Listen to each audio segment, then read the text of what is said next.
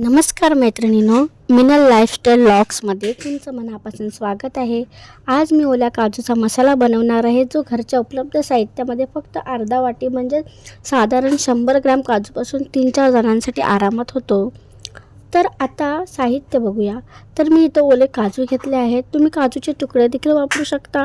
त्याचबरोबर ओल्या काजूच्या मसाल्यासाठी आपण वाटण बनवणार आहोत। त्यासाठी एक मोठा कांदा उभा चिरून घेतलेला आहे, एक मोठा चमचा टोमॅटो केचप घेतलेला आहे। तुम्ही टोमॅटो देखील वापरू शकता आणि ग्रेव्ही छान घट्ट होण्यासाठी थोडे काजू घेतले आहेत।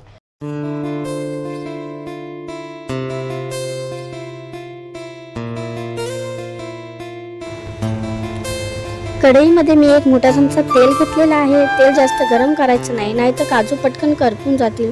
त्यामुळे थोडंसं लक्ष देऊन काजू घालून सोनेरी रंगावर परतून घ्यायचे।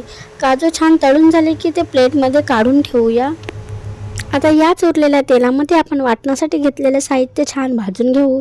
सर्वात आधी उभा चिरलेला कांदा घालून तो छान लालसर रंगावर परतून घ्यायचा।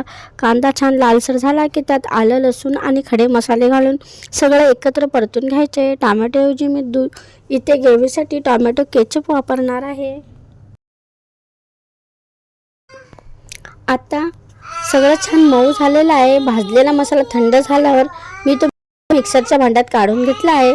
त्यात थोडंसं पाणी घालून छान बारीक असं वाटण करून घेतलं आहे। आता आपण ओल्या काजूचा मसाला करायला घेऊ। कढईमध्ये एक मोठा चमचा तेल घेऊ। तेल गरम झाल्यावर त्यात जिरे घालू आणि तयार केलेलं वाटण टाकू। त्याचबरोबर तमालपत्र घालून सगळं थोडंसं तेलात परतून घेऊ।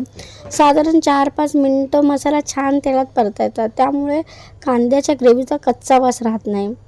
आता त्यात छोटा पाव चमचा हळद, 1 चमचा लाल तिखट आणि 1 चमचा काश्मीरी तिखट घालू। तिखट तुम्ही तुमच्या आवडीनुसार कमी जास्त करू शकता।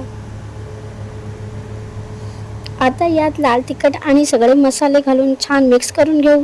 हा मसाला तेल सुटेपर्यंत चांगला परतून घेऊ। जितका वेळ परतणार तितकी चव अजून चांगली येते। बघा, मसाल्यातून छान तेल सुटायला लागला आहे। आता यात काजू मसाल्याची पेस्ट घालू आणि त्यात थोडंसं पाणी घालू आणि छान ग्रेव्ही तयार करून घेऊ। हॉटेलसारखी चव येण्यासाठी 2 चमचे बेसन पाण्यात मिक्स करून घालू। जास्त नाही घेणार। बेसन आवडत नसेल तर दही किंवा दूध पण वापरू शकता। वरची साय फेटून किंवा क्रीम घालू शकता आणि त्याच्याबरोबर अर्धा चमचा कस्तुरी मेथी हाताने कुस्करून ॲड करू। शेवटी थोडंसं पाणी घालू, एकत्र करून घेऊ। तुम्हाला जशी ग्रेव्ही घट्ट किंवा पातळ हवी असेल तसं पाणी ॲडजस्ट करून घ्या। मी इथं साधारण 1 ग्लासपेक्षा थोडं कमी पाणी घातलं आहे। ग्रेव्हीला छान उकळी आल्यावर चवीपुरतं मीठ घालून मिक्स करून घ्या आणि त्याचबरोबर तळलेले ओले काजूही घाला। सगळं नीट मिक्स झाल्यावर झाकण ठेवून गॅस बारीक करून 5 ते 6 मिनिटं हा ओल्या काजूचा मसाला छान शिजवून घ्या। 5-6 मी इथं 1 चमचा टोमॅटो केचप घातला आहे, त्यामुळे ग्रेव्हीला थोडीशी गोड तिखट चव येते। मिनिटानंतर मसाला छान तयार होईल। बघू शकता, मस्त झटपट आणि घरी उपलब्ध साहित्यामध्ये बनणारा हा पदार्थ आहे। शेवटी बारीक चिरलेली कोथिंबीर घालून छान मिक्स करून घ्या। आपल्या ओल्या काजूचा मसाला तयार आहे।